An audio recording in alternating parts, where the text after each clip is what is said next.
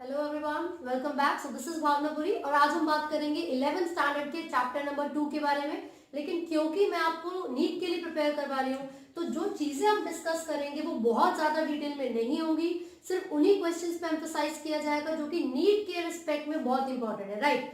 तो बिना time waste किए फटाफट से स्टार्ट करते हैं। आपका जो चैप्टर नंबर 2 है वो क्या है? Biological classification. तो देखते हैं किस किस तरीके के क्वेश्चंस नीट में पूछे जाते हैं इस चैप्टर में से, ठीक है। सबसे पहली चीज तो टू किंगडम क्लासिफिकेशन किसने दी थी? तो आपको याद रखना है कि टू किंगडम क्लासिफिकेशन एरिस्टोटल ने भी दी थी, साथ ही साथ कार्लस लीनियस ने भी दी थी। तो इन दोनों साइंटिस्ट के नाम आप याद रखोगे। टू किंगडम क्लासिफिकेशन, दो किंगडम कौन कौन से थे? प्लांट किंगडम और एनिमल किंगडम, राइट। तो एरिस्टोटल ने बोला क्या था? इसने जब प्लांट और एनिमल किंगडम में डिवीजन की थी ऑर्गेनिजम्स की, तो किस बेसिस पे की थी? स्पेसिफिकली ये जो मैं बात कर रही हूँ एनिमल किंगडम की, आपको याद रखना उसने बोला कि कुछ ऑर्गेनिज्म ऐसे थे जिनके पास रेड ब्लड है और कुछ ऐसे थे जिनके पास रेड ब्लड नहीं है, ठीक है। With red blood, with red blood. और उसके बाद जो दूसरी कैटेगरी है वो क्या होगी? Without red blood. ये एरिस्टोटल की बात हो रही है, जिनको जो पूरी बायोलॉजी के फादर है वो भी कहा जाता है, ठीक है। तो साथ ही साथ आप देखोगे इनको फादर ऑफ जूलॉजी भी कहा जाता है। तो प्लांट में जो उन्होंने डिवीजन की थी वो हर्ब्स, श्रब्स और ट्रीज में की थी। Herbs, shrubs and trees, herbs, shrubs and trees में डिवीजन की थी। बस इससे रिलेटेड क्वेश्चन आपसे पूछा जाता है। हो सकता है कि वो पूछे कि एनिमल किंगडम को किन कैटेगरीज के बेसिस पर डिवाइड किया गया था, तो आप बताएंगे विद रेड ब्लड और विदाउट रेड ब्लड, ठीक है। और मैंने ऑलरेडी जो डे 1 की वीडियो अपलोड की उसमें बताया है कि जितने भी साइंटिस्ट के नाम है वो मैं आपको एक अलग से पीडीएफ में बताऊंगी, या फिर टॉपिक वाइज जो पीडीएफ अपलोड की जाएगी, इंपॉर्टेंट क्वेश्चंस आपको बताए जाएंगे, साथ साथ साइंटिस्ट के नाम भी हम डिस्कस करेंगे, ठीक है। तो जो एरिस्टोटल है इनको क्या कहा जाता है? फादर ऑफ बायोलॉजी या फिर जूलॉजी, ठीक है। वैसे एक साइंटिस्ट है जिनका नाम है थियोफ्रेस्टस। थियोफ्रेस्टस इनको क्या कहते हैं? फादर ऑफ बॉटनी कहलाते हैं। क्या कहते हैं इनको? फादर ऑफ बॉटनी, ठीक है। तो कई बार ये भी पूछ लिया जाता है, इसलिए मैं यहाँ पे मेंशन कर रही हूँ। अब कार्लस लीनियस ने भी टू किंगडम क्लासिफिकेशन दी थी, वो थी प्लांट और एनिमल, है ना। पहला किंगडम प्लांट और दूसरा एनिमल, ठीक है। अब ये जो क्वेश्चन इसमें से पूछा जा रहा था, ये भी पूछ सकते हैं कि इनकी क्लासिफिकेशन भैया अच्छे तरीके से आगे चली नहीं, ऐसी क्या प्रॉब्लम थी, है ना। तो आप ये बताओगे वो डिफरेंशिएट नहीं कर पाए थे, दे कुड नॉट डिफरेंशिएट किस किस के बीच में? यूकैरियोटिक एंड प्रोकैरियोटिक सेल्स के बीच में, फोटोसिंथेटिक एंड नॉन फोटोसिंथेटिक के बीच में। तो जब आप डिफरेंशिएट ही नहीं कर पा रहे हो कौन सा यूकैरियोटिक है, कौन सा प्रोकैरियोटिक है, कौन सा फोटोसिंथेटिक है या फिर नॉन फोटोसिंथेटिक है, कौन सा सिंगल सेल्ड है मतलब यूनिसेल्युलर या फिर कौन सा मल्टी सेल्युलर है, ठीक है। तो फिर किस तरीके से आपकी जो क्लासिफिकेशन है वो एक्सेप्ट हो सकती है? नहीं हो पाएगी, राइट। अब यहाँ पर 3 किंगडम 4 किंगडम के बारे में भी आपको पढ़ना है ना। तो बेसिकली जो 2 किंगडम की क्लासिफिकेशन थी उसमें दोनों का नाम याद रखोगे। देन 3 किंगडम, 4 किंगडम और 5 किंगडम के लिए आपको याद रखना है। हालांकि एनसीईआरटी में मेंशन नहीं है लेकिन क्वेश्चन मेडिकल के रिस्पेक्ट के लिए बहुत जरूरी है, ठीक है। तो 3 किंगडम, 4 किंगडम, फोर्थ नहीं 4 किंगडम, देखो फोर्थ अगर मैं बोल दूंगी तो वो गलत हो जाएगा। तो चारों किंगडम की एक साथ ही बात होती है। और 5 किंगडम क्लासिफिकेशन, है ना। तो आपको ये याद रखना है कि 3 किंगडम क्लासिफिकेशन आर्न्समेयर ने दी थी। किसने दी थी? आर्न्समेयर ने दी थी।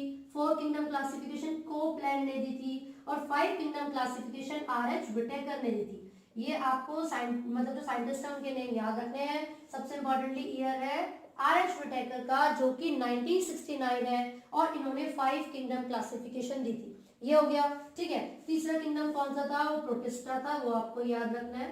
फिर फंजाई और बैक्टीरिया आया था, है ना। तो ये हो गया 3, 4 एंड 5 किंगडम। बैक्टीरिया मतलब मोनिड है, ठीक है भाई।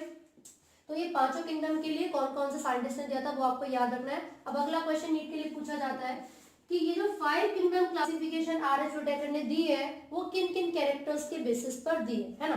तो एक हो जाता है सेल स्ट्रक्चर, सबसे पहला फीचर हो गया सेल स्ट्रक्चर। दूसरा फीचर होता है थैलस ऑर्गेनाइजेशन या फिर बॉडी ऑर्गेनाइजेशन, है ना। तो जो ऑप्शंस आपको देंगे क्वेश्चन कुछ इस तरीके से भी हो सकता है कि which of the following is not a characteristic या फिर which of the following is not the basis of classification by RH Whittaker, ठीक है। तो जो जो बेसिस है मैं वो लिख रही हूँ, cell structure, thallus organization, mode of nutrition, mode of nutrition, mode of reproduction and phylogenetic relationship. Phylogenetic का मतलब क्या है भाई? Evolutionary, evolutionary relationship. तो ये कुछ ऐसे कैरेक्टर्स हैं जिनके बेसिस पर 5 किंगडम क्लासिफिकेशन आर.एच. व्हिटेकर ने दी थी, है ना, और अभी तक यही चलती हुई आ रही है।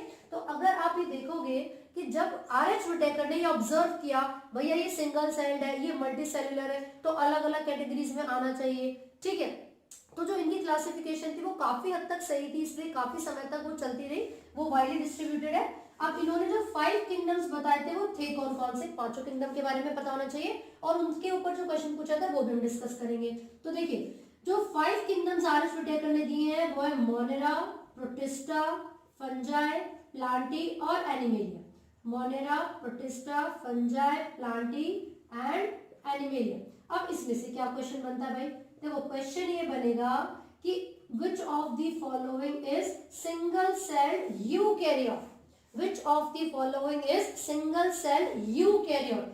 किंगडम मोनेरा प्रोकैरियोटिक होता है, किंगडम मोनेरा प्रोकैरियोटिक होता है, लेकिन जो किंगडम प्रोटिस्टा है ये कैसा है, इसमें सारे ऑर्गेनिज्म सिंगल सेल्ड होते हैं, और क्योंकि उनके पास वेल डिफाइंड न्यूक्लियस है इसलिए वो कैसे होंगे, प्रोकैरियोटिक। तो हमारा करेक्ट आंसर क्या होगा, kingdom protista. Single celled eukaryote पूछा गया है आपसे, है ना। बच्चे सिंगल सेल देखते ही किंगडम मोनेरा पे यानी कि बैक्टीरिया पे टिक कर देते, वो गलत। क्यों, आप ये तो देख ही नहीं रहे, प्रोकैरियोटिक पूछा या यूकैरियोटिक, राइट। तो जो 5 किंगडम क्लासिफिकेशन है सबसे ज्यादा वाइडली डिस्ट्रीब्यूटेड है, अभी तक ये चलती है। अब इसमें जो अगला क्वेश्चन पूछा जाता है वो ये है कि मैक्सिमम न्यूट्रिशनल क्वालिटी कौन से किंगडम के ऑर्गेनिजम्स रिप्रेजेंट करेंगे। Maximum nutritional quality kingdom Monera, maximum nutritional quality किसके अंदर होती है, किंगडम मोनेरा के अंदर होती है, राइट। अगला क्वेश्चन आपसे पूछा जाएगा कि according to the 5 kingdom classification chlamydomonas and chlorella, chlamydomonas and chlorella are placed under, कौन से किंगडम के अंदर डाला गया है क्लेमाइडोमोनास और क्लोरेला को 5 किंगडम क्लासिफिकेशन के हिसाब से। फिर से आपका आंसर होगा प्रोटिस्टा।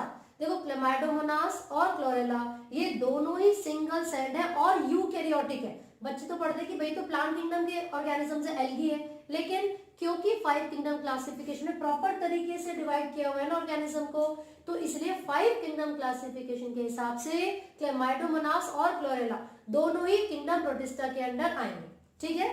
तो ये क्वेश्चन हमने डिस्कस कर लिया। तो क्लेमाइडोमोनास और क्लोरेला कौन सी कैटेगरी में आते हैं, किंगडम प्रोटिस्टा के अंदर, ठीक है। हाई न्यूट्रिशनल क्वालिटी किसके अंदर होगी, किंगडम मोनेरा के अंदर, है ना। अगला क्वेश्चन भाई जो प्रोकैरियोटिक है वो तो बैक्टीरिया हो गए, ठीक है। जो क्वेश्चन आपसे पूछा जाएगा 4 एग्जांपल्स यानी कि 4 ऑप्शन आपको देंगे और ये पूछेंगे which of the following lack a nucleus. तो चारों ऑप्शन में से जो भी ऑप्शन एक बैक्टीरिया का रिप्रेजेंट कर रहा है, किंगडम मोनेरा का एग्जांपल है, उसी के पास न्यूक्लियस एब्सेंट होगा क्योंकि वो प्रोकैरियोटिक होते हैं, जितने भी मोनेरा होंगे, है ना। मान लीजिए मैंने आपको एग्जांपल दिया हुआ है क्लेमाइडोमोनास, एस्पेरेजिनस नाइगर और एगैरिकस एंड माइकोप्लाज्मा। तो माइकोप्लाज्मा बैक्टीरिया का एक एग्जांपल है, तो फिर उसके अंदर नहीं होता न्यूक्लियस, राइट। एक और क्वेश्चन इससे बन सकता है which of the following lack a cell wall, इनमें से किसके पास सेल वॉल नहीं है। तो अगर मैं सेम ऑप्शंस आपको रखूं तो उसका करेक्ट आंसर भी माइकोप्लाज्मा होगा, क्योंकि माइकोप्लाज्मा स्मॉलेस्ट लिविंग सेल है, वो बिना सेल वॉल के सर्वाइव करता है, वो बिना ऑक्सीजन के सर्वाइव करता है, और उसको हम क्या कहते हैं, joker of the plant kingdom, right. और इसका दूसरा नाम क्या है, PPLO, pleuropneumonia like organism, pleuropneumonia like organism, right. देखिए मैं बहुत डिटेल में हर एक टॉपिक को नहीं डिस्कस करूंगी जो कि अननेसेसरी है, सिर्फ उन्हीं टॉपिक्स को हम डिटेल में डिस्कस करेंगे जिसकी हमें जरूरत है नीट के रिस्पेक्ट में, ठीक है भाई। तो बिना टाइम वेस्ट किए आप पढ़ते रहिए, एनसीईआरटी को लाइन टू लाइन पढ़ें, क्योंकि वो सारी चीजें जब आप पढ़ोगे, ये मेरी वीडियोस को देखोगे, इंपॉर्टेंट क्वेश्चंस जो मैं डिस्कस कर रही हूँ, तो डायरेक्टली आपको तुरंत याद होते रहेंगे वो सारी चीजें, है ना। और ऑलरेडी जो मैंने नीट के लिए एक वीडियो सबसे पहले अपलोड की थी जिसमें मैंने आपको रिकमेंड किया था कुछ बुक्स के लिए, आप चाहे तो MTG ले सकते हैं घर पे प्रैक्टिस करने के लिए, या फिर RN राज की कोई भी बुक ले सकते हैं, ठीक है। तो उसमें क्या होगा, जो टॉपिक्स आप यहाँ पर पढ़ रहे हैं, जो NCERT को लाइन टू लाइन आप पढ़ रहे हैं, फिर उसके बाद जब MCQs अटेम्प्ट करोगे ना तो आपके अंदर खुद से कॉन्फिडेंस आएगा, राइट, कि भाई मुझे समझ में आया था चैप्टर, मैंने उसके MCQs किए, सारे आंसर्स मुझे आते हैं, ठीक है। और इन केस कोई आंसर नहीं भी आपको आता है, कोई डाउट आपको लगता है, तो आप कमेंट्स कर सकते हो, मुझसे पूछ सकते हैं, ठीक है। तो चलिए अब तक हमने बहुत सारे क्वेश्चन देखे, अगले क्वेश्चन की तरफ चलते हैं कि ये तो हो गया कि जो 5 किंगडम क्लासिफिकेशन आर.एच. व्हिटेकर ने दी थी वो किस किस बेसिस पर थी और इसके बेसिस पर क्या क्या क्वेश्चन हमसे पूछे जाते हैं, है ना। तो जो सबसे पहला किंगडम है ये मोनेरा, अब स्पेसिफिकली मैं किंगडम के हिसाब से बात करूंगी, तो देखते हैं उस किंगडम से क्या क्या क्वेश्चन आते हैं। किंगडम मोनेरा के क्या क्या क्वेश्चन आपसे नीट में पूछे जाएंगे। तो देखो मोनेरा में कौन आता है, बैक्टीरिया आते हैं। तो सबसे पहला क्वेश्चन जो इसमें से आपसे पूछा जा सकता है, कौन सी कैटेगरीज है उसकी, एक है आर्की बैक्टीरिया, आर्के बैक्टीरिया है ना, और दूसरा कौन सा है, यू बैक्टीरिया, यू बैक्टीरिया। अब जल्दी से बात करते हैं इनमें से क्या क्वेश्चन आपसे पूछा जाएगा। देखो क्वेश्चन आपसे पूछा जाता है कि इन ऑर्गेनिज्म के अंदर, या फिर पूछेंगे which of the following is called true bacteria. Question क्या पूछेंगे कि ट्रू बैक्टीरिया किसे कहते हैं। तो आपको याद रखना है कि भैया यू बैक्टीरिया को ही ट्रू बैक्टीरिया कहा जाता है। दूसरा क्वेश्चन, एक मार्शी एरिया, दलदल वाला एरिया है, आप वहां से गुजर रहे थे और आपको एक फाउल ओडोर यानी कि अजीब सी स्मेल आ रही थी, है ना। अब वो जो स्मेल आ रही है वो कौन से पैथोजन या कौन से बैक्टीरिया की प्रेजेंस की वजह से है, ठीक है। तो देखिए जो आर्की बैक्टीरिया, ये ऐसे बैक्टीरिया होते हैं जो एक्सट्रीम कंडीशंस में सरवाइव कर सकते हैं, ठीक है। और क्योंकि इन दोनों में क्या डिफरेंस है, इनकी सेल वॉल का कंपोजिशन डिफर करता है। ये भी क्वेश्चन पूछा जाता है कि archaebacteria differ from eubacteria because of the difference in cell wall. किस चीज के स्ट्रक्चर का डिफरेंस होता है इन दोनों में, सेल वॉल का जो स्ट्रक्चर है वो डिफर करता है, ठीक है। एक क्वेश्चन ये हो गया। दूसरा मैंने भी बोला था कि फाउल स्मेल अगर आ रही है तो वो किस वजह से आ रही है। मान लो उस दलदल वाले एरिया में गोबर पड़ा है या कुछ भी वेस्ट प्रोडक्ट है या गैसेस रिलीज हो रही है, तो वो किसने प्रोड्यूस की होंगी, वो मिथेनोजेंस ने प्रोड्यूस की होंगी। किसने, मिथेनोजेंस ने, है ना। तो मैंने भी बताया कि जो आर्के बैक्टीरिया है वो ऐसे बैक्टीरिया होते हैं जो एक्सट्रीम कंडीशंस में सर्वाइव कर सकते हैं। इसके 3 एग्जांपल मैं यहाँ पर आपको बता रही हूँ। कुछ तो होता है हेलोफाइल्स, हेलोफाइल्स का मतलब होता है जो एक्सट्रीम सॉल्टी एनवायरनमेंट में रहते हैं, ठीक है। देन थर्मोएसिडोफाइल्स, थर्मोएसिडोफाइल्स, देखो थर्मो का मतलब टेम्परेचर से है, एसिडो का मतलब एसिड से है। तो जो एक्सट्रीम कंडीशन में हाई टेम्परेचर में या हाई एसिड या सॉल्ट कंसंट्रेशन में रहते हैं वो सब आर्की बैक्टीरिया की कैटेगरी के अंदर आएंगे, ठीक है। तो जो सल्फर बैक्टीरिया होते हैं वो भी इसी का ही एक एग्जांपल होता है जो कि रिस्पॉन्सिबल होता है डिफरेंट केमिकल रिएक्शंस को परफॉर्म करने के लिए, राइट। तो मिथेनोजेंस कहाँ पर मिलेंगे, कैटल के, रूमिनेंट एनिमल के गट में मिलेंगे, है ना। तो जो डंग होता है, गोबर होता है, उसके अंदर कौन से बैक्टीरिया होते हैं, मिथेनोजेंस। तो मिथेनोजन का नाम ही क्यों पड़ा है, क्योंकि वो मिथेन गैस को प्रोड्यूस करवाते हैं, ठीक है। तो इससे रिलेटेड कोई भी क्वेश्चन आपसे पूछा जा सकता है। आर्की बैक्टीरिया और यू बैक्टीरिया एक दूसरे से डिफर करते हैं, क्यों, क्योंकि इनकी सेल वॉल का कंपोजिशन अलग अलग होता है। इनकी सेल वॉल पेप्टिडोग्लाइकेन से बनी होती है, पेप्टिडोग्लाइकेन, ठीक है। तो पेप्टिडोग्लाइकेन एक बहुत अच्छा कंपोजिशन है जो आपको याद रखना है। सो पेप्टिडोग्लाइकेन की जो सेल वॉल है वो यू बैक्टीरिया के अंदर, यू बैक्टीरिया के अंदर प्रेजेंट होती है। और जो यू बैक्टीरिया और आर्के बैक्टीरिया का मेन डिफरेंस है वो यहीं पर आता है। जो सेल वॉल होगी यू बैक्टीरिया की वो पेप्टिडोग्लाइकेन से या फिर म्यूरिन से बनी होगी, ठीक है। जबकि आर्के बैक्टीरिया के अंदर ये सेल वॉल नहीं होती, मतलब उनकी जो सेल वॉल है वो पेप्टिडोग्लाइकेन से नहीं बनी हुई है, तो उसमें आएगा they lack a peptidoglycan cell wall, ठीक है। अब इसी के साथ अगर हम आगे बात करेंगे तो जो क्वेश्चन इसमें से पूछे जाते हैं वो क्या हो सकते हैं। एक तो ट्रू बैक्टीरिया का हो गया जिसको हम यू बैक्टीरिया कहते हैं। फिर अगला question, you bacteria typical prokaryotic होते हैं। टिपिकल प्रोकैरियोट से मेरा मतलब ये है कि देखो हालांकि दोनों ही किंगडम मोनेरा के अंदर आते हैं और मोनेरा किंगडम है ही प्रोकैरियोट्स का, बट फिर भी यहाँ पर टिपिकल प्रोकैरियोटिक यू बैक्टीरिया के लिए इसलिए लिखा हुआ है क्योंकि कुछ ऐसे फीचर है जो कि आर्की बैक्टीरिया में यूकैरियोट्स वाले भी हो सकते हैं, ठीक है। जैसे कि इनके पास जो जेनेटिक मटेरियल है वो ऐसे जरूरी कि वो सिंगल हो, है ना, जबकि यू बैक्टीरिया के अंदर सिंगल क्रोमोसोम प्रेजेंट होता है, सिंगल क्रोमोसोम, वो भी बिना हिस्टोन के, विदाउट हिस्टोन। अभी हिस्टोन क्या है, हिस्टोन पॉजिटिवली चार्ज प्रोटीन्स होते हैं, है ना, जो कि यूकैरियोट्स की खासियत है, उनकी कैरेक्टरिस्टिक है, ठीक है। लेकिन यहाँ पर हमने देखा यू बैक्टीरिया को ट्रू बैक्टीरिया कहते हैं। इनकी सेल वॉल पेप्टिडोग्लाइकेन यानी कि म्यूरिन से बनी है, टिपिकली प्रोकैरियोटिक होते हैं, सिंगल क्रोमोसोम होगा वो भी बिना हिस्टोन के। दीज आर मतलब इन सारे यू बैक्टीरिया के पास कुछ स्पेशलाइज्ड सेल्स होते हैं जिनको हेटेरोसिस्ट कहा जाता है और ये हेटेरोसिस्ट जरूरी होते हैं नाइट्रोजन फिक्सेशन के लिए। क्या फंक्शन होता है इनका, नाइट्रोजन फिक्सेशन। तो जो हेटेरोसिस्ट है वो बेसिकली किस चीज के लिए रिस्पॉन्सिबल है, नाइट्रोजन फिक्सेशन करने के लिए, राइट। अब इसके अलावा इनके पास एक म्यूसिलेजिनियस शीट होती है, म्यूकस जैसी शीट होती है जो कि इनको प्रोटेक्ट करती है, प्रोटेक्शन का काम देती है म्यूसिलेजिनियस शीट, ठीक है।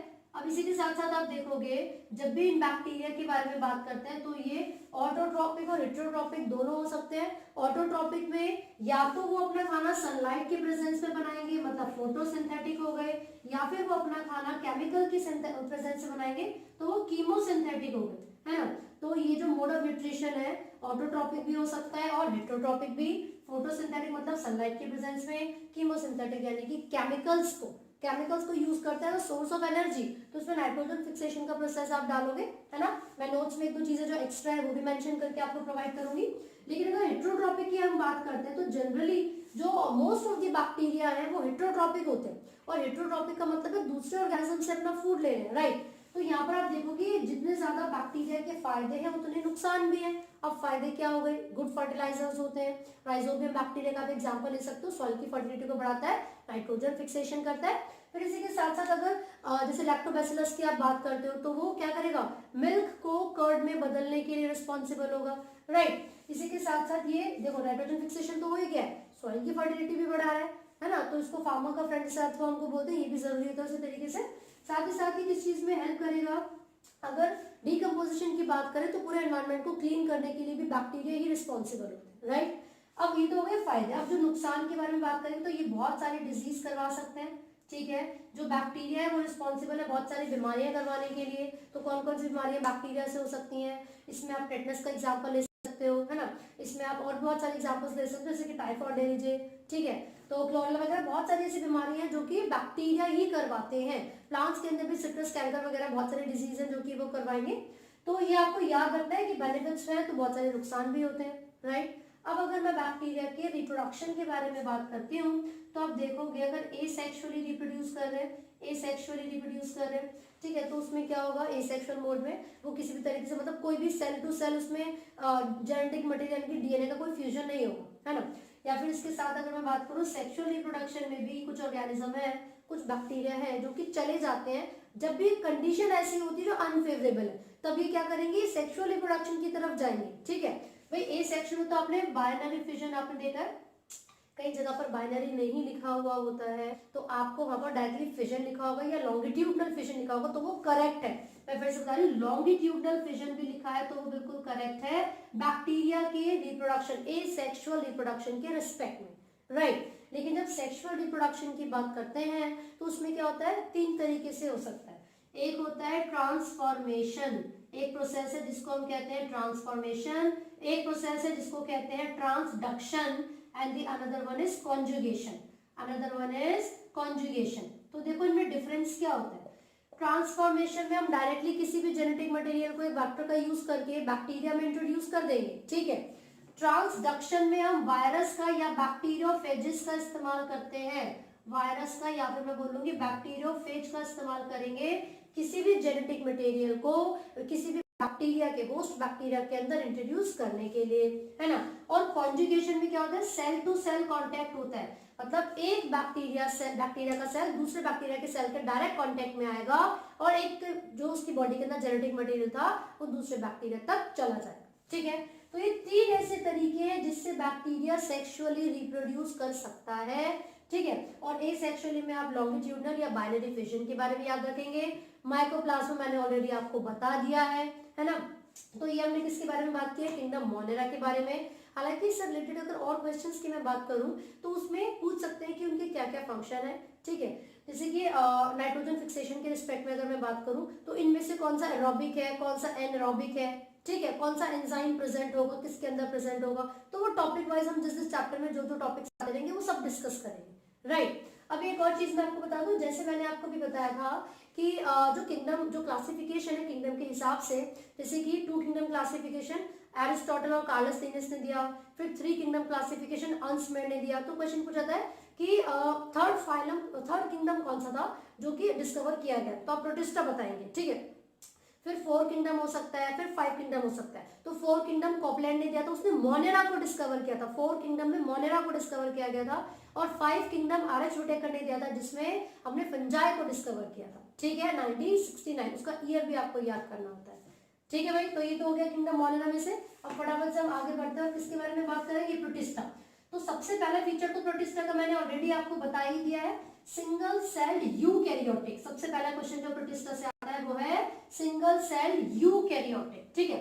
फिर उसके बाद अगला क्वेश्चन कौन सा पूछेंगे, ये अबंडेंट होते हैं, बहुत ज्यादा अबंडेंट होंगे, और एक्वेटिक होते हैं। कहाँ पे मिलेंगे, पानी में मिलेंगे, तो ये होगा एक्वेटिक। दूसरा ये होते हैं फोटोसिंथेटिक, यानी कि एक तरीके से यहाँ पर आप बोलोगे ये ऑटोट्रॉपिक होते हैं, मतलब ये अपना खाना खुद से बनाएंगे, करेक्ट।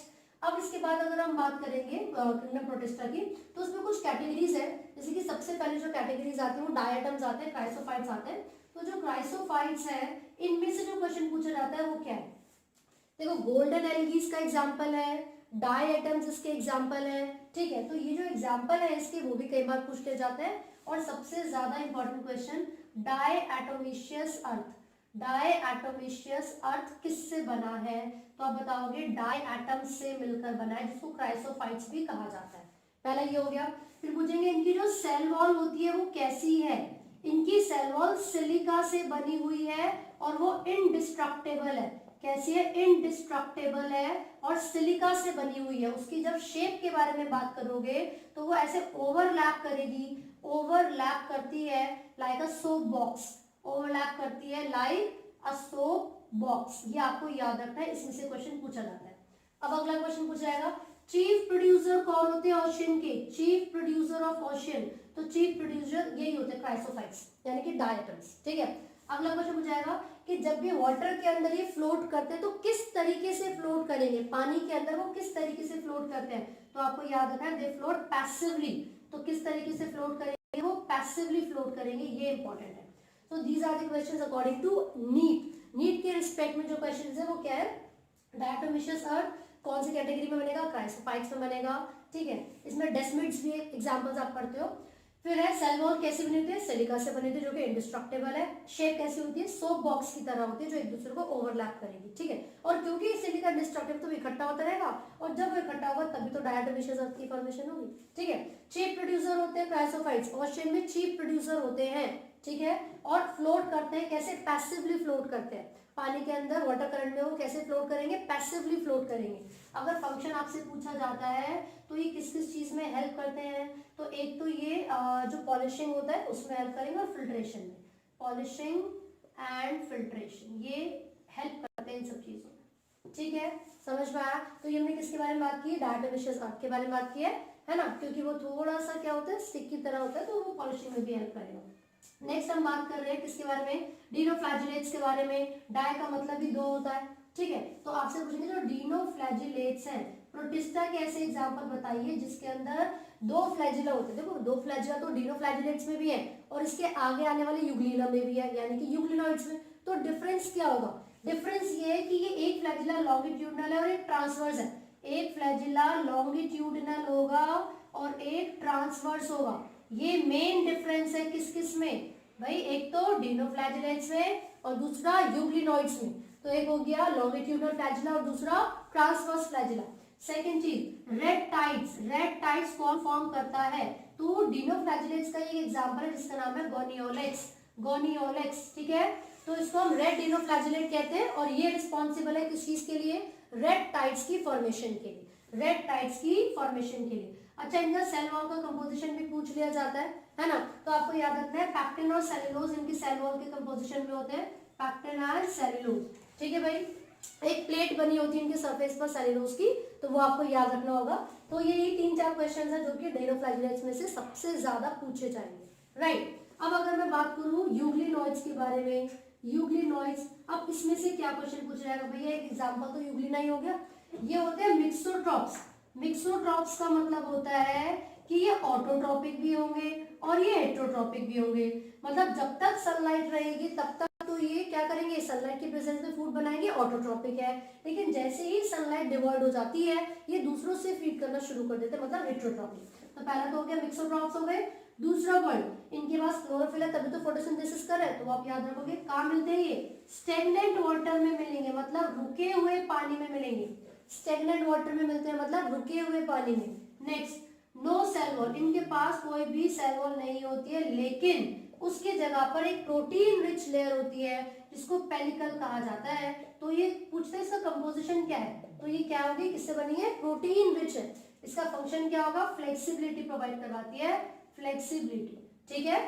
और इसके अंदर हायर प्लांट से सिमिलर पिगमेंट होती है, it must be chlorophyll, right. तो ये तो हो गया किसके लिए, यूग्लिनॉइड्स के लिए। स्टैग्नेंट वाटर मतलब रुके हुए पानी में, दैट मींस फ्रेश वाटर में मिलती है जनरली, समझ में आया। अब जो नेक्स्ट कैटेगरी होती है इसके अंदर यूग्लिनॉइड्स के बाद वो हम पढ़ेंगे। तो एक डायग्राम भी बना के ये मैं यहाँ पे दिखा देती हूँ यूग्लिना का। तो जब उसके डायग्राम को आप देखोगे तो आपको पता चलेगा कि यहाँ इसके पास भी दो फ्लैजिला होते हैं, लेकिन जो डिफरेंस है इसके डिनोफ्लैजिलेट और यूग्लिनॉइड्स के फ्लैजिला में वो ये है कि यूग्लिना के पास एक स्मॉलर फ्लैजिला होगा और एक लॉन्गर, जबकि डिनोफ्लैजिलेट्स में क्या था, लॉन्गिट्यूडनल और ट्रांसवर्स, राइट। अब इतना तो आपने देख लिया कि डायग्राम्स के बेसिस पर आपको पता चल गया। अब इसी के साथ साथ अगर आगे बढ़े तो जैसे डिनोफ्लैजिलेट्स था ना, इसमें मैंने तो रेड टाइड्स के रिस्पेक्ट में आपको बता दिया, वैसे ही इनके पास अलग अलग पिगमेंट्स भी होती है जो अलग अलग कलर को प्रोड्यूस करेगी। तो जो डिनोफ्लैजिलेट्स है वो रेड हो सकते हैं, ब्लू हो सकते हैं, ग्रीन हो सकते हैं, येलो हो सकते हैं, based on the pigments that they have, ठीक है। और सेल प्लेट का तो याद ही रखना आपको कि स्टिफ प्लेट होती है आउटर सरफेस पे, वो किससे बनी हुई होती है, सेल्यूलोज से बनी हुई होती है ना। कहां पर प्रेजेंट है, आउटर सरफेस पर प्रेजेंट है, ठीक है। तो ये आपको याद रखना है, राइट। तो ये यूग्लिनॉइड्स भी हो चुका है, इसका हमने स्ट्रक्चर भी देख लिया है, पेलिकल का फंक्शन भी हमने पढ़ा है। अब हम बात करेंगे जो उसकी नेक्स्ट कैटेगरी यानी कि स्लाइम मोल्ड के बारे में। तो बेसिकली जो स्लाइम मोल्ड्स होते हैं वो सैप्रोफाइटिक होते हैं। तो स्लाइम मोल्ड्स का ही क्वेश्चन आ जाता है वो किस तरीके का मोड ऑफ न्यूट्रिशन है उनका। तो आपको बताना है कि जो स्लाइम मोल्ड्स है वो कैसे हैं, सैप्रोफाइटिक होते हैं, ठीक है। डेड और डिकेइंग सब्सटेंसेस से अपना फूड लेंगे। तो हम यहाँ पे बात कर रहे हैं स्लाइम मोल्ड्स के बारे में। तो यहाँ पर वो कैसे हो गए, सैप्रोफाइटिक हो गए, सैप्रोफाइटिक हो गए, ठीक है। अब आप याद रखोगे कि जब भी फेवरेबल कंडीशन होती है तो जितने भी स्पोर्स सैप्रोफाइट्स के होते हैं यानी कि स्लाइम मोल्ड्स के होते हैं वो एक एग्रीगेट बना लेते हैं, वो एक ग्रुप बना लेते हैं। और इसी एग्रीगेट को यानी कि ग्रुप को हम क्या कहते हैं, प्लाज्मोडियम कहते हैं। क्या कहते हैं इसको, प्लाज्मोडियम। लेकिन वही अगर ये प्लाज्मोडियम अनफेवरेबल कंडीशन में प्रेजेंट होता है तो इसके जो ये सारे स्पोर्स है ये डिफरेंशिएट करना स्टार्ट कर जाते हैं और एक फ्रूटिंग बॉडी के अंदर ये उसके टिप पर, फ्रूटिंग बॉडी की टिप पर वो डिफरेंशिएट करेंगे। और ये जितने भी स्पोर्स बनते हैं क्योंकि इनकी जो वॉल होती है वो ट्रू वॉल होती है, इनके पास जो वॉल प्रेजेंट होती है वो ट्रू वॉल होती है और वो उनको रेजिस्टेंस प्रोवाइड करवाती है फॉर थाउजेंड्स ऑफ ईयर्स, ठीक है। तो इसका मतलब ये हुआ कि अनफेवरेबल कंडीशन में ये जो प्लाज्मोडियम है वो डिफरेंशिएट कर जाते हैं, ठीक है। और जितने भी स्पोर्स बनेंगे वो फ्रूटिंग बॉडीज के टिप पर बनेंगे। सभी स्पोर्स पे ट्रू वॉल्स होती है और वो उनको रेजिस्टेंस प्रोवाइड करवाती है एनवायरमेंटल स्ट्रेस से, जिस वजह से ट्रू वॉल होने की वजह से वो थाउजेंड्स ऑफ ईयर्स तक सर्वाइव करते हैं और एयर करंट के साथ फ्लो करते हैं, हवा के भाव के साथ फ्लो करते हैं, ठीक है। तो फेवरेबल कंडीशन में ग्रुप बन जाता है जिसको हम स्लाइम मोल्ड कहते हैं, लेकिन अनफेवरेबल कंडीशन में वो डिफरेंशिएट करना स्टार्ट कर देते हैं, राइट।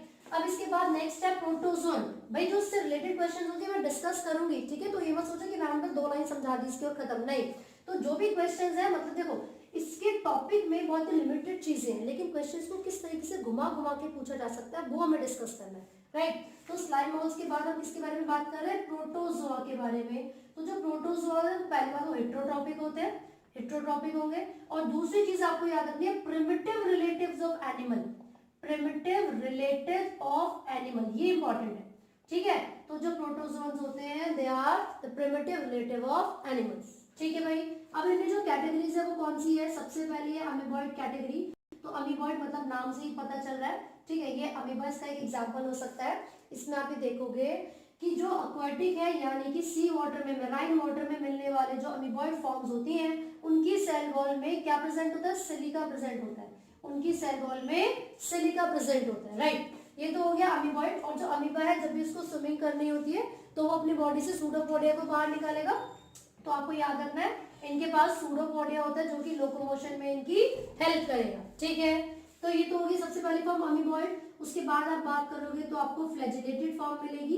तो जो फ्लैजिलेटेड फॉर्म है उसमें आप देखोगे कि ये जो फ्लैजिलेटेड फॉर्म का एग्जाम्पल आपको दे रखा है इसमें नाम से पता चला कि जो भी स्ट्रक्चर इनके पास होता है उसमें क्या प्रेजेंट होगा, फ्लैजिला प्रेजेंट होगा। फ्लैजिला क्या है, एक लॉन्ग थ्रेड लाइक स्ट्रक्चर होता है जो कि लोकोमोशन में हेल्प करेगा, ठीक है भाई। तो फ्लैजिला कैसे, लॉन्ग थ्रेड लाइक स्ट्रक्चर है जो कि लोकोमोशन में हेल्प करता है। तो अगर इसके एग्जाम्पल के बारे में हम बात करें तो ट्रिपैनोसोमा का एक एग्जाम्पल है ट्रिपैनोसोमा गैम्बियंस, ट्रिपैनोसोमा गैम्बियंस। ये बेसिकली पैरासिटिक हो सकते हैं, ये क्या हो सकते हैं, पैरासिटिक हो सकते हैं और बहुत सारी अलग अलग बीमारियां करवा सकते हैं। और ये जो स्पेसिफिक एग्जांपल आपको गिवन है ट्रिपैनोसोमा का, ये स्लीपिंग सिकनेस करवाता है। क्या करवाता है, स्लीपिंग सिकनेस करवाता है। और इसकी जो वेक्टर है, इसका जो वेक्टर है वो है सीसी फ्लाई, वेक्टर कौन है? सीसी फ्लाई, ठीक है। तो अगर ये सीसी फ्लाई ट्रिपैनोसोमा को हमारी बॉडी के अंदर छोड़ देगी तो क्या होगा? स्लीपिंग सिकनेस की बीमारी हो जाएगी, है ना। तो जैसे अमीबॉइड में एक एग्जाम्पल अमीबा का था, वैसे एंट अमीबा का एग्जाम्पल भी आप इसके अंदर ही पढ़ोगे। एंट अमीबा भी बीमारी करवाने के लिए रिस्पॉन्सिबल है, पैरासिटिक है। उसका पूरा नाम होता है एंट अमीबा हिस्टोलिटिका। एंट अमीबा हिस्टोलिटिका कौन सी बीमारी करवाता है? उसको कहते हैं अमीबियासिस। अमीबियासिस, ठीक है भाई। वो ना कंटामिनेटेड फूड और वाटर के खाने की वजह से हो सकती है, और उसका जो वेक्टर है वो हाउस फ्लाई हो सकती है ना। तो इसका वेक्टर क्या है? सीसी फ्लाई है। अब नेक्स्ट कैटेगरी जो प्रोटोजोआ के अंदर आती है वो कौन सी होगी? वो होती है सिलिएटेड। वो होती है सिलिएटेड प्रोटोजोन। तो देखो सिलिएटेड का मतलब क्या है? सीलिया प्रेजेंट होगा, राइट। जब फ्लैजिलेटेड की बात हो रही थी तो उनके पास फ्लैजिला था, वो लोकोमोशन में हेल्प कर रहा था। सिलिएटेड में सीलिया है, वो भी लोकोमोशन में हेल्प कर रहा है, but there must be some differences ना। तो इसका एग्जांपल पैरामीशियम हम यहाँ पर ले सकते हैं। और जो पैरामीशियम है बेसिकली उसके अंदर आप देखोगे बॉडी के सरफेस पर बहुत सारे ऐसे करके सीलिया प्रेजेंट होते हैं, माइक्रोस्कोपिक थाउजेंड्स इन नंबर, ठीक है। छोटे छोटे से रिफ्लेक्स स्ट्रक्चर प्रेजेंट होते हैं, इसको हम क्या बोलते हैं? सीलिया बोलते हैं। जबकि यूग्लिनॉइड्स में आपने फ्लैजिला देखा था ना, तो वो एक या दो हो सकते हैं, बहुत ही कम होते हैं नंबर में, जबकि ये थाउजेंड्स हो सकते हैं। वो थोड़े इलॉन्गेटेड है, लार्ज है, और ये थोड़े से छोटे कंपैरेटिवली स्मॉलर होते हैं, ठीक है। अब ये जो सिलिएटेड प्रोटोजोआ की हम बात कर रहे हैं, इसका एग्जांपल हमने पैरामीशियम लिया है। इसकी बॉडी की सरफेस पर थाउजेंड्स ऑफ सीलिया प्रेजेंट होते हैं, लेकिन ये सारे सीलिया कोऑर्डिनेटली मूवमेंट करते हैं। मतलब अगर एक सीलिया आगे की डायरेक्शन में जा रहा है तो सारे ही सेम डायरेक्शन में मूवमेंट करेंगे, ठीक है। और इन सीलिया के बीच में कैविटी होती है जिसको गुलेट कहा जाता है, and this is the cavity from where water और फूड इज टेकन इन, ठीक है। तो वाटर लेट इन मतलब बहते हुए पानी के साथ जो फूड है वो भी अंदर आ जाएगा। तो ये गुलेट की मदद से ही इनटेक ऑफ फूड करेंगे और वाटर का भी इनटेक करते हैं, ठीक है। और जो लास्ट यानी कि फोर्थ कैटेगरी इसके अंदर है वो स्पोरोजोइट्स है। कौन सी कैटेगरी है? स्पोरोजोइट्स है। तो बेसिकली मैं आपको बता दूं, प्लाज्मोडियम की एक इन्फेक्शियस स्टेज होती है, उसके लाइफ साइकिल में एक इन्फेक्शियस स्टेज आती है जिसको स्पोरोजोइट कहा जाता है। और ये स्पोरोजोइट अगर किसी हेल्दी इंडिविजुअल के अंदर चला जाए तो कौन सी बीमारी करवाएगा? मलेरिया, ठीक है। लेकिन जाएगा कैसे? वेक्टर क्या होगा? इसकी वेक्टर होती है फीमेल एनोफिलिस मॉस्किटो। तो स्पोरोजोइट की जो वेक्टर है वो है फीमेल एनोफिलिस मॉस्किटो, ठीक है। और ये कौन सी बीमारी करवाने के लिए रिस्पॉन्सिबल है? मलेरिया करवाने के लिए।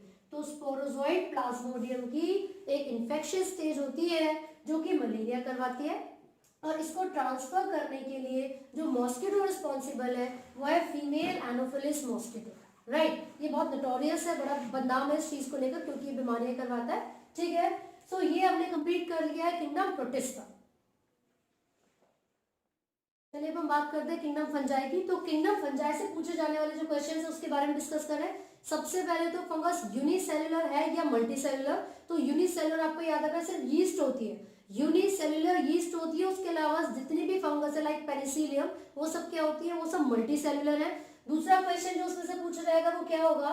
ये कॉस्मोपॉलिटन होते हैं, है ना। और देखो डाइवर्सिटी की बेसिस पर एक क्वेश्चन मैंने बताया था कि न्यूट्रिशनल डाइवर्सिटी मोनेरा में ज्यादा है, न्यूट्रिशनल डाइवर्सिटी मोनेरा में ज्यादा है, लेकिन diversity on the basis of morphology and habitat, diversity on the basis of morphology and habitat fungus की ज्यादा होती है, ठीक है। ये क्वेश्चन कई बार नीट में पूछा गया है। और बोला जा रहा है यीस्ट को छोड़कर एक्सेप्ट द यीस्ट जो कि यूनिसेलुलर होती है, बाकी जितनी भी फंगस होती है वो सब फिलामेंटस होती है। यीस्ट को छोड़कर जितनी भी फंगस होती है वो फिलामेंटस होंगी, ठीक है। फंगस एसोसिएशन में मिल सकती है प्लांट्स और एनिमल्स के साथ। अगर फंगस सिम्बायोटिक एसोसिएशन में होता है प्लांट्स के साथ, जैसे कि अगर मैं बोलूं रूट्स ऑफ हायर प्लांट और फंगस, जब भी ये दोनों एक दूसरे के साथ सिम्बायोटिक एसोसिएशन में होते हैं तो उसको माइकोरेजा बोला जाता है। जब भी ये सिम्बायोटिक एसोसिएशन में होती है हायर प्लांट्स की रूट्स के साथ तो उसे माइकोरेजा बोलेंगे। लेकिन अगर कभी भी फंगस जो एल्गी होता है उसके साथ सिम्बायोटिक एसोसिएशन में होगी तो उसको लाइकेन बोलेंगे, राइट। अब हम बात कर रहे हैं यहाँ पर स्लॉथ बियर वगैरह के सरफेस पे भी प्रेजेंट हो सकती है, कुछ एल्गी होती है जनरली। फिर बोला जा रहा है कि जो फंगस है उनके पास क्या होता है? एक थ्रेड लाइक स्ट्रक्चर होता है। मान लीजिए फंगस है सिंगल सेल, इसके पास एक थ्रेड लाइक स्ट्रक्चर है, इसको हाइफे बोलेंगे, राइट। और इसके नेटवर्क को माइसीलियम बोला जाता है, ठीक है। लेकिन क्वेश्चन जो पूछा था वो ये है कि अगर किसी फंगस के पास जो हाइफे, जो फिलामेंटस थ्रेड लाइक स्ट्रक्चर जो प्रेजेंट है, फिलामेंटस स्ट्रक्चर जो है वो तो चलो मूवमेंट में भी हेल्प करेगा और सेक्सुअल रिप्रोडक्शन में भी हेल्प करेगा। तो ये जो हाइफे है अगर उसके अंदर बहुत सारे न्यूक्लियस होते हैं, अगर मल्टी न्यूक्लिएटेड हाइफे है तो उसका नाम क्या होगा? तो आपको बता रहे कॉर्नोस्टेटिक हाइफे कहते हैं। अगर मल्टी न्यूक्लिएटेड हाइफे है तो उसको कॉर्नोस्टेटिक हाइफे कहा जाता है। ठीक है, जितने भी फंगस है जनरली हेटेरोट्रॉप्स होती है, याद रखना, हेटेरोट्रॉप्स डेड और डिकेड सब्सटेंसेस से अपना फूड लेती हैं, इसलिए इनको क्या कहते हैं, सैप्रोफाइट्स, राइट। अब बोला जा रहा है जब भी फंगस एसेक्सुअली रिप्रोड्यूस करती है तो कौन से स्पोर्स हैं जो फंगस के अंदर रिप्रोडक्शन में हेल्प करेंगे, वो होते हैं कोनिडिया। ये बहुत ही इंपॉर्टेंट है, वैसे तो एप्लानोस्पोर्स और जूस्पोर्स भी होते हैं, लेकिन जो फंगस में सबसे इंपॉर्टेंटली रिप्रोडक्शन में हेल्प करने वाले स्पोर्स हैं वो कोनिडिया होते हैं। और ये क्वेश्चन काफी बार पूछा गया, नीट में भी आया हुआ। इसके साथ साथ ये भी पूछते हैं कि पेनिसिलियम के अंदर जो स्पोर्स है रिप्रोडक्शन करवाने के लिए जो स्ट्रक्चर्स है वो कौन से हैं, तो वो आपको कोनिडिया ही बताने, राइट। अब यहाँ पर बोला जा रहा है कि जो पेनिसिल जो ये फंगस है उनकी जो क्लासिफिकेशन है वो किस किस आधार पे, किस बेसिस पे की हुई है। तो जो फंगस की जो डिवीजन है वो किस किस आधार पे की हुई है, मॉर्फोलॉजी ऑफ माइसीलियम, मैंने भी बताया था नेटवर्क ऑफ हाइफे को माइसीलियम कहते हैं, उसकी मॉर्फोलॉजी कैसी है, सेप्टेट है या एसेप्टेट है, क्रॉस वॉल्ड है या रेगुलर वॉल है, ठीक है।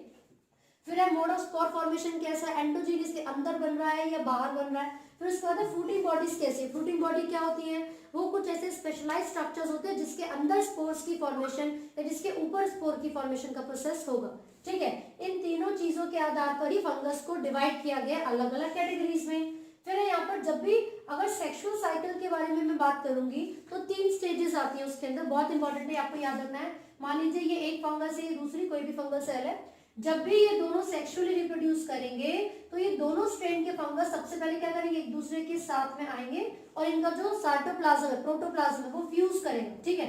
और फ्यूजन ऑफ साइटोप्लाज्म या प्रोटोप्लाज्म को क्या कहा जाता है, प्लाज्मोगेमी। अब क्या होगा, यहाँ पर 2 न्यूक्लियस प्रेजेंट है, तो अगर कभी भी सिंगल सेल में 2 न्यूक्लियस प्रेजेंट होते हैं, ऐसा क्यों हुआ, क्योंकि इन दोनों के प्रोटोप्लाज्म आपस में फ्यूज हो चुके हैं लेकिन न्यूक्लियस की फ्यूजन नहीं हुई, तो इसका मतलब है देयर आर 2 न्यूक्लियाई पर सेल, एक सेल में 2 न्यूक्लियस प्रेजेंट है, तो इस कंडीशन को डायकैरियन कहते हैं और इस फेज को डायकैरियो फेज कहा जाता है, ठीक है। अब कुछ समय बाद क्या होगा, ये जो दोनों न्यूक्लियस है वो एक दूसरे के साथ फ्यूज कर जाएंगे। तो मान लीजिए भाई ये तो एन था और ये भी एन, मानना क्या है, हैप्लॉइड होती है जनरली, तो ये एन और एन क्या बना लेंगे, 2n बनाएंगे, ठीक है।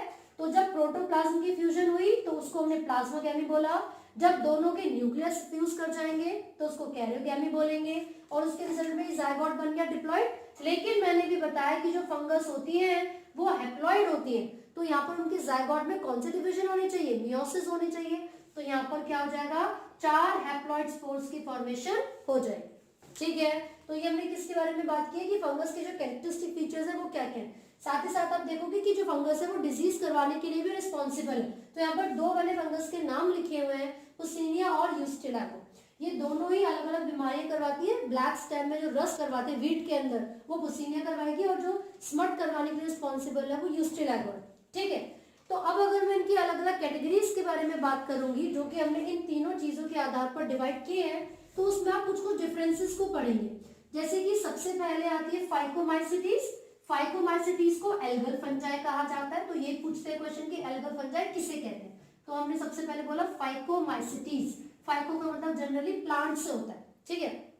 तो चलिए फाइकोमाइसिटीज की बात करते हैं, तो उसको हमने क्या नाम दिया है, फाइकोमाइसिटीज को एल्गल फंजाई कहा जाता है। तो मैंने यहाँ पर लिख लिया फाइकोमाइसिटीज, उसके बाद आती है एस्कोमाइसिटीज, माइसिटीज का मतलब फंगस है भाई, ठीक है।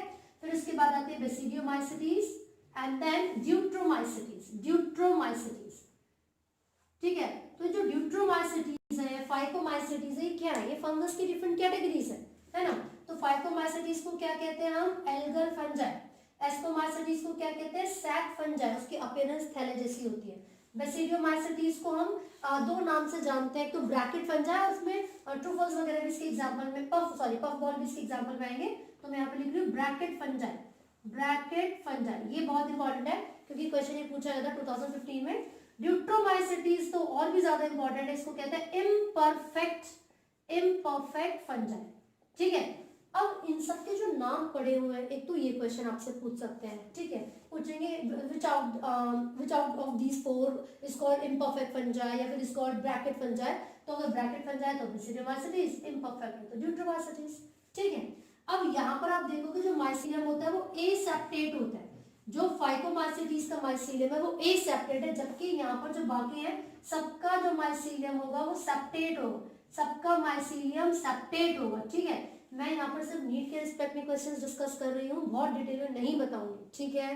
तो यहाँ पर algae fungi, sac fungi, bracket fungi, imperfect, then उनके माइसेटीज के बारे में बात हो रही है, उनका जो माइसीलियम है वो किस तरीके से अरेंज है। अब इनके अंदर स्पोर्स बनेंगे, ठीक है।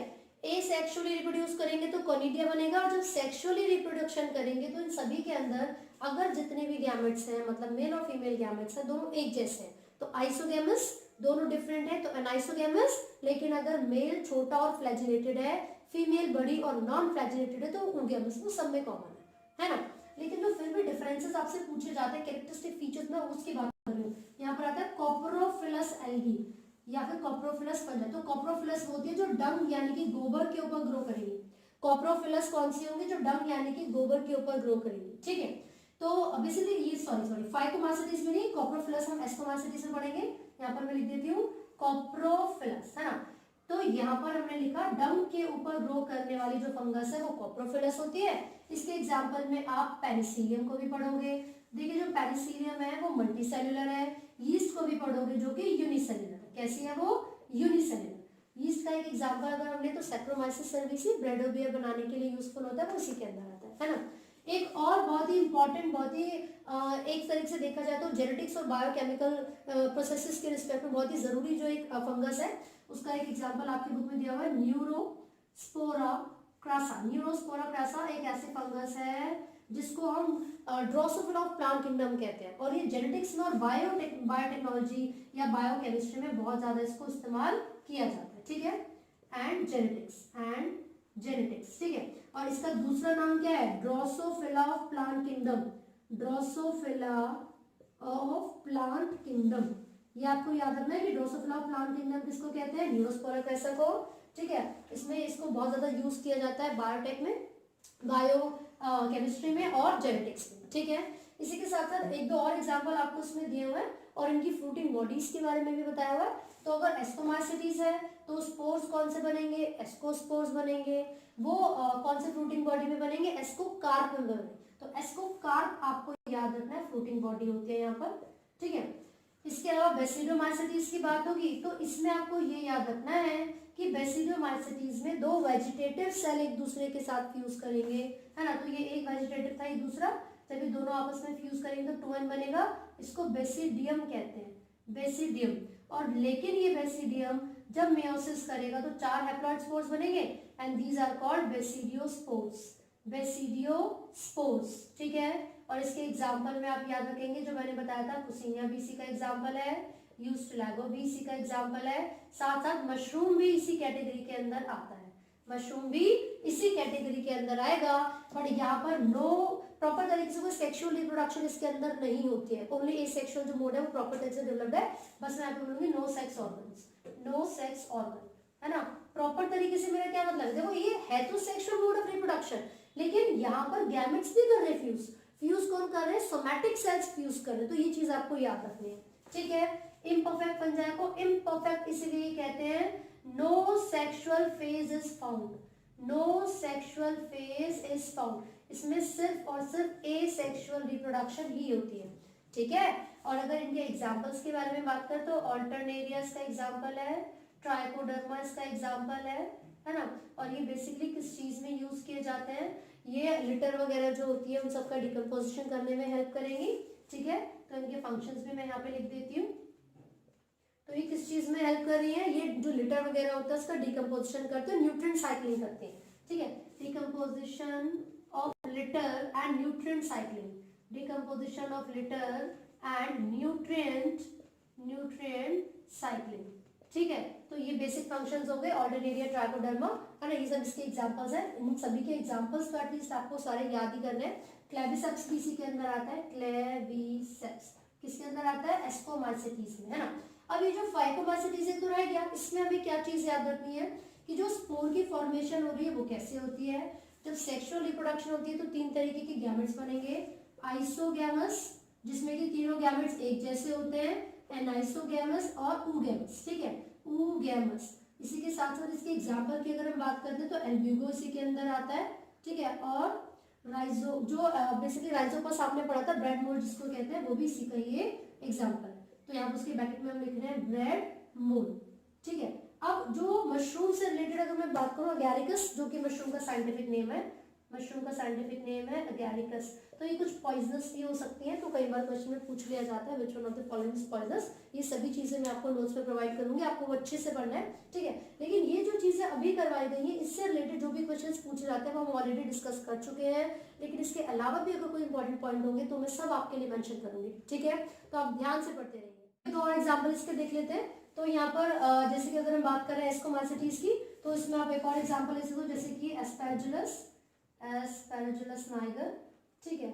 और इसी के साथ साथ अगर हम बात करते हैं एस्पैरजुलस के बाद एक और एग्जाम्पल आप इसमें ले सकते हो, जैसे कि यहाँ पर इम्परफेक्ट फंजाई में यानी कि ड्यूट्रोमासिटीज में कॉलेटोट्राइकम, ये एक बहुत अच्छा एग्जाम्पल है इसका, ठीक है। और इसके अलावा अगर हम बात करते हैं फाइकोमासिटीज में, तो इसके अंदर आपको याद रखना है कि जो स्पोर्स की फॉर्मेशन होती है वो एंडोजीनियसली होती है। स्पोर्स की फॉर्मेशन एंडोजीनियसली होती है, वो भी स्पोरेंजियम के अंदर।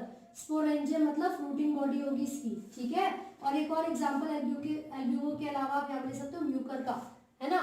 तो यहाँ पर जो एंडोजीनियसली स्पोर की फॉर्मेशन हो रही है वो सिर्फ फाइकोमाइसिटीज में है। अगर एस्कोमाइसिटीज या बेसिडोमाइसिटीज की बात होती है तो वो जो स्पोर फॉर्मेशन है वो एक्सोजीनियसली होगा, करेक्ट। तो ये सारे क्वेश्चन है जो आपको याद रखने हैं। अब हम वायरस के बारे में बात करेंगे, जो कि बहुत इंपॉर्टेंट टॉपिक है इसका। और वायरस से पूछे जाने वाले जो क्वेश्चन है वो कौन कौन से हैं, जैसे कि सबसे पहले तो 3 साइंटिस्ट के नाम ही आपसे पूछेंगे। एक तो हो गया कि किसने कहा था कि जो वायरस है वो क्रिस्टलाइन होते हैं, या किसने कहा था कि वायरस के अंदर जो प्रोटीन है वो इन्फेक्शियस प्रोटीन होता है, ठीक है। या जो टर्म वायरस है वो किसने दी थी, है ना।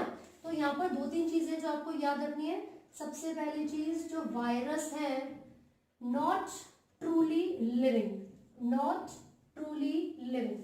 साथ में वो क्रिस्टलाइन होते हैं, क्रिस्टलाइन स्ट्रक्चर होते हैं, वो आपको याद रखना है। जब वो किसी लिविंग ऑर्गेनिज्म की बॉडी के अंदर जाएंगे तभी जाकर वो अपनी जो एक्टिविटीज है वो परफॉर्म करेंगे। क्यों? क्योंकि वो होस्ट ऑर्गेनिज्म की मशीनरी को अडॉप्ट कर लेते हैं और उन्हीं की मशीनरी को अपना समझ के काम करना शुरू करते हैं, ठीक है। फिर जो साइंटिस्ट के नाम है वो give the term virus, pastor ने दिया था जो टर्म थी, है ना। फिर उसके बाद किसने ये बोला था कि जो वायरस है these are smaller than bacteria, virus smaller than bacteria, है ना, ये किसने बोला था। फिर अगर मैं बात करूं एक और, तो जो क्रिस्टलाइन स्ट्रक्चर है वो किसने बोला था, क्रिस्टलाइन स्ट्रक्चर होते हैं या इन्फेक्शियस प्रोटीन को वो रिलीज करते हैं, वाइबम कंटेजियम फ्लूइडियम। तो ये जो साइंटिस्ट के नाम है वो आपको याद करने हैं। तो बेसिकली जो लुइस पास्चर है वो एक ऐसे साइंटिस्ट थे जिन्होंने ये जो टर्म है वो दी थी, ठीक है।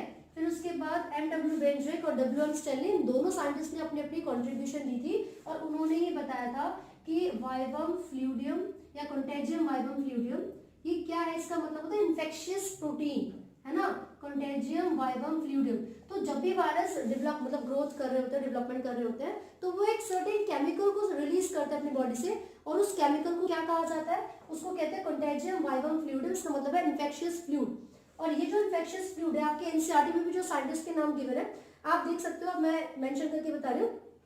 जैसे कि बोला गया है M.W. बेंड्रिक, उन्होंने 1898 में ही ये बता दिया था कि भाई जो फ्लूइड है कंटेजियम वाइबम फ्लूइडियम वो एक इन्फेक्शियस फ्लूइड है जो कि वायरस प्रोड्यूस करेंगे, है ना। तो मैं जो साइंटिस्ट है उनका नाम यहाँ पर मेंशन कर देती हूँ, कंटेजियम वाइबम फ्लूइडियम, ये किसने बताया था, M.W. बेंड्रिक। M.W. Smaller than bacteria नहीं, ये जो फ्लूइड है फ्लूइड का नाम बताया था M.W. बेंड्रिक, ठीक है। इसी के साथ ये हम ईयर भी यहाँ पर लिख रहे हैं, पूछ लिया जाता है 1898। लेकिन ये जो टर्म है कि वायरसेस स्मॉलर होते हैं बैक्टीरिया से, ये किसने बताया था, यहाँ पर जो साइंटिस्ट आपके बुक में दे रखे हैं वो इग्नोस्की हैं, वो आपको वो याद रखना है, बहुत इंपॉर्टेंट है। इन्होंने ही बताया था कि जितने भी बैक्टीरिया जितने भी वायरस होते हैं वो बैक्टीरिया से भी छोटे हैं। लेकिन पता कैसे चला कि जो वायरस है वो बैक्टीरिया से छोटे हैं। देखो जैसे कि ये हमारे पास एक बैक्टीरिया प्रूफ फिल्टर है, इसमें बहुत सारे ऐसे छोटे छोटे से होल्स हैं जिसके थ्रू बैक्टीरिया भी पार नहीं हो सकते। जब बैक्टीरिया क्रॉस नहीं कर सकते इस फिल्टर को, तो वायरस अगर करके चले जाएंगे तो उसका मतलब क्या हुआ कि वायरस तो बैक्टीरिया से भी छोटे हुए, तभी तो वो जाकर प्रॉपर तरीके से यहाँ से पास हो पा रहे, फिल्टर हो पा रहे। तो इसलिए जो इग्नोस्की थे, जो साइंटिस्ट थे, उन्होंने ही बताया था कि भैया जो वायरसेस हैं these are smaller than bacteria. और ये कब बताया था, 1892। ठीक है। तो जो टर्म वायरस है वो लुइस पॉस्चर ने दी थी, उसका मतलब होता है इन्फेक्शियस। फिर स्मॉलर होते हैं वो बैक्टीरिया से, ओब्लोस्की ने बताया था। कंटेजियम वाइबम फ्लूइडियम एक इन्फेक्शियस फ्लूइड वो रिलीज करते हैं, वो एमडब्ल्यू बेड्रिक ने बताया था। और ये क्रिस्टलाइन स्ट्रक्चर होते हैं, प्रोटीनिशियस होते हैं, ये किसने बताया था? WM स्टेनले ने बताया था। तो ये साइंटिस्ट के नाम आपको याद करने हैं वायरस के रिगार्डिंग, ठीक है। अब अगर हम इनके फीचर्स के बारे में बात करेंगे तो आप देखोगे कि जो वायरस होते हैं इनके पास डीएनए और आरएनए, मतलब इन दोनों में से कोई एक as a genetic material present होगा। इसका मतलब ये नहीं कि दोनों ही प्रेजेंट होंगे एक बैक्टीरिया में, नहीं, ये हो सकता है कि या तो डीएनए होगा या फिर आरएनए होगा, ठीक है। अब दूसरी चीज यहाँ पर देखा जा रहा है बैक्टीरियोफेजेस होते हैं, बैक्टीरियोफेज। अब बैक्टीरियोफेज क्या है? ऐसे वायरस जो कि अटैक करते हैं बैक्टीरिया पे, वायरस अटैकिंग द बैक्टीरिया, ठीक है। इनके पास जो जनरली जेनेटिक मटेरियल होता है वो डबल स्ट्रैंडेड डीएनए होता है। इनके पास जो जनरली जेनेटिक मटेरियल होगा बैक्टीरियोफेज के पास, वो क्या होगा? डबल स्ट्रैंडेड डीएनए होगा। और आपके एनसीईआरटी में भी एक डायग्राम दिया हुआ बैक्टीरियोफेज का, उसकी लेबलिंग आती है, तो वो डायग्राम आप जरूर पढ़ेंगे। नेक वगैरह उसकी लेबलिंग के लिए आ जाती है, शीट आ जाती है और हेड आ जाता है ना। लेकिन इसकी एक एक्सेप्शन भी है, और वो एक्सेप्शन क्या है? 5174, जिसके पास सिंगल स्ट्रैंडेड डीएनए होता है, ठीक है। तो ये आपको याद रखना है। 5174 एक ऐसा क्या है? बैक्टीरियोफेज है जिसके पास सिंगल स्ट्रैंडेड डीएनए होगा। वैसे जो जनरली बैक्टीरियोफेजेस होते हैं उनके पास डबल स्ट्रैंडेड डीएनए होता है। अब अगर मैं आगे इनकी बात करूं कि वो जो वायरस प्लांट्स पे इन्फेक्शन कर रहे हैं, ऐसे वायरस जो कि इन्फेक्ट कर रहे हैं प्लांट को, एक सिंपल सी लाइन आपके एनसीईआरटी में सुनिए, लिखा हुआ है। एक तो हो गया no virus contain both DNA और आरएनए, किसी भी वायरस के बाद दोनों डीएनए और आरएनए नहीं हो सकते, या तो आरएनए होगा या तो डीएनए होगा, ठीक है।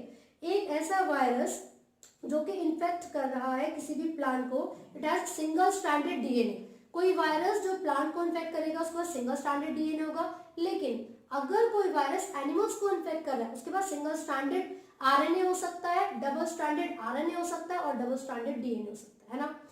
जो प्लांट्स को इन्फेक्ट कर रहे हैं उसका सिंगल स्ट्रैंडेड आरएनए होगा, सिंगल स्ट्रैंडेड आरएनए, शायद मैंने डीएनए बोला था, आप करेक्ट कर लीजिए। सिंगल स्ट्रैंडेड आरएनए होता है ऐसे वायरस के पास जो कि प्लांट्स में इन्फेक्शन करते हैं। लेकिन ऐसे वायरस जो कि एनिमल्स को इन्फेक्ट करेंगे उनके पास सिंगल स्ट्रैंडेड आरएनए हो सकता है, डबल स्ट्रैंडेड आरएनए हो सकता है, और डीएनए तो हमेशा डबल स्ट्रैंडेड ही रहेगा, तो ये याद रखना।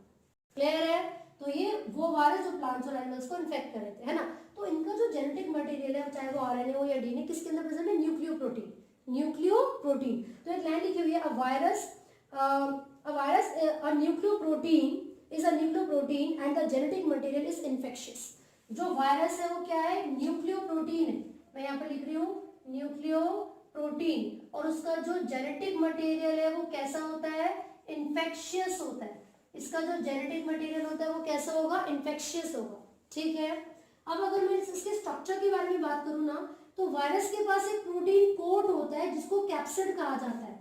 वायरस के पास एक प्रोटीन कोट होता है जिसको कैप्सिड कहते हैं। पूरा कोट क्या कहलाता है? कैप्सिड।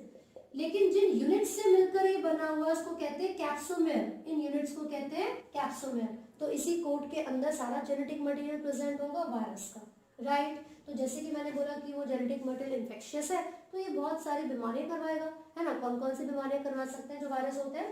देखिए, जो वायरस डिजीज करवा रहे हैं वो कौन कौन सी है? ये स्मॉल पॉक्स हो सकती है, एड्स हो सकती है, ये तो चलो मैं एनिमल्स के बारे में बात करूँ, लेकिन प्लांट्स में भी वो बहुत सारी बीमारियां करवा सकते हैं, जैसे कर्लिंग ऑफ लीव्स हो गया, येलोइंग ऑफ लीव्स हो गया, ठीक है। तो मैं यहाँ पे लिख रही हूँ लीफ कर्लिंग, और आपकी बुक में सबसे लास्ट टाइम में दिया हुआ वायरस वाले पेज पे, AIDS in human is also caused by virus, in plants the symptoms of mosaic formation, leaf rolling and curling, yellowing and vein clearing. तो ये सब प्लांट्स के अंदर होता है, लीफ कर्लिंग एंड रोलिंग, ठीक है। येलोइंग हो सकता है, वेन क्लियरिंग हो सकता है, yellowing of leaves, yellowing of leaves, clearing of veins, when clearing, साथ साथ मोज़ेक फॉर्मेशन भी इसके अंदर हो सकता है, मोज़ेक फॉर्मेशन। तो ये आपको देखने की प्लांट्स की अगर बात है तो ये सब सिम्टम्स यहाँ पर नजर आ जाते हैं। और जब एनिमल्स में ये बीमारी करवाता है तो इसके साथ साथ मम्स, हर्पिस एंड इन्फ्लुएंजा भी इसके एग्जाम्पल में आएगा। मम्स, हर्पिस एंड इन्फ्लुएंजा, तो ये small pox, AIDS, mumps, herpes and influenza, ये सारी जो डिजीज है एनिमल्स में कौन करवाएगा? वायरस करवाएगा। और जो प्लांट्स में हमने अभी पढ़ी है, कौन कौन से सिम्टम्स देखते हैं? लीफ कर्लिंग एंड रोलिंग, उसमें हो सकता है yellowing of leaves, when clearing and mosaic formation. ठीक है, तो ये हमने किस चीज के बारे में बात की है, वायरस के बारे में बात की है। अब हम बात करेंगे वायरॉइड्स के बारे में। तो बेसिकली जो वायरॉइड्स है वो वायरस से भी छोटे होते हैं, है ना। वायरॉइड्स हैं, these are smaller than virus, और वो भी इन्फेक्शियस होंगे। उनको टीओ डीनियर ने 1972 में डिस्कवर किया था, और ऐसा कहा गया था कि viroids are smaller than virus, viroids are smaller than virus. ठीक है, तो यहाँ पर हम देख रहे हैं कौन से साइंटिस्ट थे, टी और डीनियर साइंटिस्ट है, जिन्होंने 1972 में इसको डिस्कवर किया था। उन्होंने बताया था कि वायरॉइड्स क्या है, these are smaller than virus, ये वायरस से भी छोटे होते हैं। इनके पास सिर्फ और सिर्फ फ्री आरएनए होता है, इनके पास सिर्फ और सिर्फ फ्री आरएनए होता है। इनके जो वेट होता है लो मॉलिक्यूलर वेट होगा, लो मॉलिक्यूलर वेट होगा, और ना ही इनके पास कोई प्रोटीन कोड है, नो प्रोटीन कोड, मतलब इनके पास कैप्सिड नहीं है, प्रोटीन कोड नहीं है। तो ये आपको याद रखना है।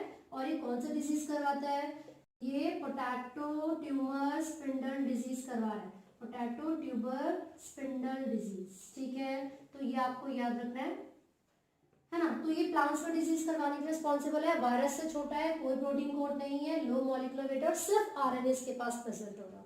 करेक्ट। अब ये जो डिजीज होगी वो हमने देख लिया कौन सी बीमारी करवा रहा है। इसी के साथ साथ प्रायंस भी है, बहुत सारे बच्चों की बुक में नहीं होगा, लेकिन ये बहुत इंपॉर्टेंट है। ये क्या होता है, ये इन्फेक्शियस पार्टिकल्स होते हैं, इन्फेक्शियस पार्टिकल्स होते हैं, फिर इन्फेक्शियस प्रोटीन कहीं पर लिखा होगा तो भी ये करेक्ट है ना। ये क्या होता है, मिसफोल्डिंग ऑफ प्रोटीन से बन जाते हैं, मिसफोल्डिंग ऑफ प्रोटीन ऐसा ऑब्जर्व किया जाता है कैटल में, एनिमल्स में, बोवाइन में, है ना। तो ये जो बीमारियां करवा रहे हैं वो किसके अंदर करवा रहे हैं, गाय भैंस वगैरह जो कैटल होते हैं उनके ब्रेन में जो प्रोटीन है अगर वो मिसफोल्डिंग हो जाए, अगर उसकी मिसफोल्डिंग हो जाए तो एक डिजीज करवा सकते हैं ये प्रायंस, और उसको कहते हैं mad cow disease, mad cow disease. तो आपको ये याद रखना है। ठीक है, इंसेफेली है, तो जो मैड काउ डिजीज है वो प्रायंस करवाते हैं। दीज आर इन्फेक्शियस या free infectious RNA, free infectious protein इनको कहा जाता है। ठीक है, और ये बहुत ही स्मॉलेस्ट पार्टिकल्स होते हैं, किसी मेम्ब्रेन वगैरह से बाउंड नहीं होते हैं, ये फ्री होते हैं, आपको ये याद रखना है। ठीक है, सो ये हमने किस में से पढ़ा है, चैप्टर 2 को हमने डिस्कस किया है। इसके जितने भी एमसीक्यूज हैं वो आप प्रैक्टिस करेंगे अपनी हेल्प बुक में से, और लाइन टू लाइन आप एनसीईआरटी से इसको रीड करेंगे। ठीक है, तो आई होप आप अच्छे से प्रैक्टिस कर रहे होंगे। All the very best.